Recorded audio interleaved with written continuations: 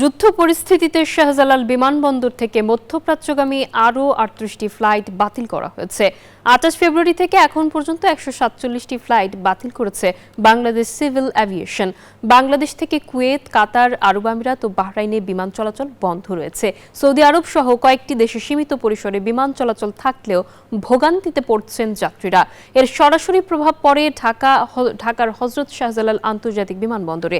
যুদ্ধ পরিস্থিতির পর শনিবার ২৩টি ও রবিবার ৪০টি, সোমবার ৪৬টি ফ্লাইট বাতিল করা হয়।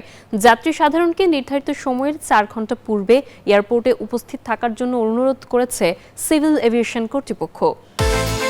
বিকাশ পেমেন্টে ১০,০০০ টাকার বেশি অফার। শপিং চলছে তো।